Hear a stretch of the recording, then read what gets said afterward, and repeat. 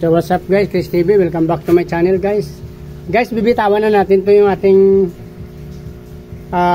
albino koi na dalawang pair guys dito sa ating malaking tub. Ito nga yung sinabi ko kanina sa una kong video na kinuha natin dun sa mineral water lang na 10 liters. So hindi natin nasubaybayan, nangangain sila ng fry nila guys. Yan, nag-drop na sila, wala na oh. Malaki ang binubuntis nila yan pagka ano. So minsan naiwan lang, dalawa, isa. Yun lang ang pinakamalakas niya. Dalawa, isa. Dalawang bis na ako nakakuha ng dalawa, tapos ang bis na isa, tapos nagkaroon ng pa isa-isa, sunod-sunod.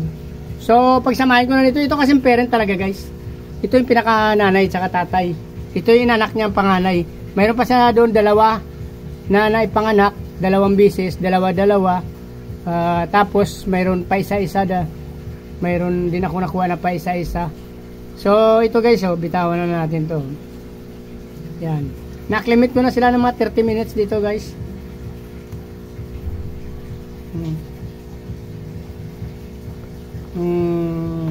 Magparami kayo.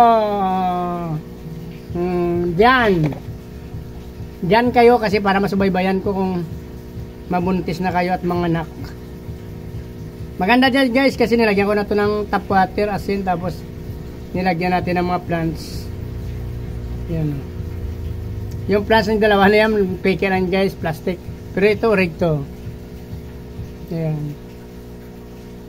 Maghanap tayo nito sa ibang breeder kung mayroon tayong mga makuha pa na albino koi kasi ku-crossbreeds natin. Ito kasi pang ilang anak niya na to, 3. Pag nakikita tayo ng albino koi sa ibang breeder, bibili ako para ma-crossbreeds para hindi tayo mag-inbreeding na masyado. Baka yun ang problema niya kasi inbreeding tapos dala-dalawa lang binubuga niya. So hindi ko rin alam pa, ano na lang kung sino sa mga expert kung sino nakakalam. Ang albino koi ba talagang dala-dalawa lang binubuga niya, pa isa-isa, dalawa, ganun lang. Malaki naman siya pag nabuntes. Bakit ganun siya pag nagbuga, dala-dalawa? So ang plano ko sana kung makabili ako sa ibang breeder pa ng albino koi, i-crossbreeds ko to kung talagang ganun lang siya magbuga. Kasi ang gapi ko 50, 30 pinakambaba eh. Meron akong gapi nagbubuga dati tag 50, 60 parang danyo din. Pero yung danyo kasi nag-egg layer yun eh. Ang ganda nila guys oh. Ito isa sa gusto ko na mga strange dahil sa kulay nila. Yan. Tapos mayroon pa ako dito na gustuhan din guys. Iwanan natin ito sila guys. Kasi mayroon akong fry doon na kukunin. Ito pa guys yung isa ko rin na strange na nagustuhan dito.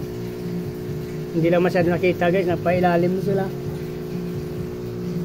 Mayroon pa ako dyan guys na ano. Yun guys na sinasabi ko na isang strange pa na nagustuhan ko, albino. Ganda kasi ng parent yan guys, yung lalaki ano. Yan. Kasi kahit malayo sila, makuloy, colorful kasi ang kanyang parent, ang kanyang male. Yan, gusto ko rin to. Tsaka same sa pay dirt, gustong gusto ko rin yung pay dirt guys. Ito may pay dirt tayo dito ito. Ito naman guys yung anak ng aking pay dirt na namatay. Yung sinasabi ko na yung pay dirt ni Jim, namatay una yung dalawang female, sumunod na rin yung kanyang male. So ito yung anak niya at 5 piraso. 3 male to guys, 2 female. So, pag nanganak yung sa kabila doon yung pay dirt ko na galing sa ibang breeder, pag nakapanganak yung 2 female doon, since buntis na rin, hindi ko muna kino-crossbreeds. Pagkatapos nila manganak doon ang 2 female doon, i-crossbreeds natin dito. Ano na to, yung adult na to, semi-adult na to guys oh. So, tama-tama yun pag nanganak ng ang 2 female doon, antay ko lang. Para pagpalitin na natin yung male saka female. Yung male dito, ilalagay natin doon sa female ng pay dirt QC. Kasi ito galing Bulacan to eh. Tapos yung male dito, ilagay natin sa female doon sa kabila. Yung male naman doon ilalagay natin dito.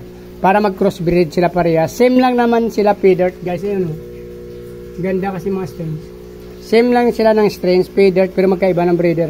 Para titingnan natin, para hindi tayo masyado na inbreeding. Since pangatlong anak na. Sakali mga anak na. Nakadalawa na kasi ngayon guys eh. Kasi isa na lang. So, mayroon pa ako nakita dito guys. Yung aking... May kukunin pa tayong fry guys. Dito na lang muna.